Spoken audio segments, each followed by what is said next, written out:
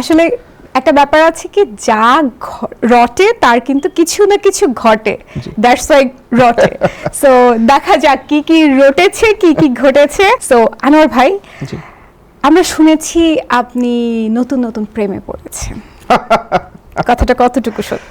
সত্যি কথা বলতে কি, মানে প্রেম কখন কার জীবন আসে সেটা কে বলতে পারে না। তো নতুন নতুন প্রেমে পড়া বলতে আমি প্রতিনিয়তই প্রেমে পড়ি, প্রতিনিয়তই ছ্যাঁকা খাই, প্রতিনিয়তই ধোঁকা খাই, প্রতিনিয়তই আমি আবার আমার মধ্যে প্রেম সৃষ্টি হয়। তো প্রেম বলতে আমার জীবনে প্রেম বলতে কোনো কিছু নাই, মায়া জিনিসটা হচ্ছে সবচেয়ে বড় বিষয়, বুঝতে পারছেন? কারো প্রতি মায়া, কখনো কারো প্রতি মায়া যখন আসবে সেটা আমি প্রকাশ্যে নিয়ে আসবো, এখনো আসে নাই, বুঝতে পারছেন? কিন্তু আমি একজনকে প্রচুর মায়া করি, সে আমাকে মায়া করে কিনা আমি জানি না, দেখি সেই মানুষটা আসে কিনা লাইফে। কখনো কি এমন হয়েছে যে রিজেকশনের ব্যাপারটা আপনার তরফ থেকে হয়েছে?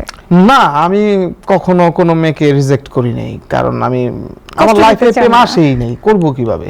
এই যে এখন বললেন যে প্রেম প্রতিনিয়ত এসেছে চলে গেছে। আরে বাবা, প্রেম কি? প্রকৃতির সাথে প্রেম, গাছের সাথে প্রেম, পাখির সাথে না প্রেম। ভাই, আমরা কিন্তু বলতে চাচ্ছি যেমন মনে করেন আপনার কথা বলতেছেন, আপনার কথার সাথে প্রেম। আচ্ছা, এই যে আর কি। ভাইয়া কিন্তু ভালোই জানেন।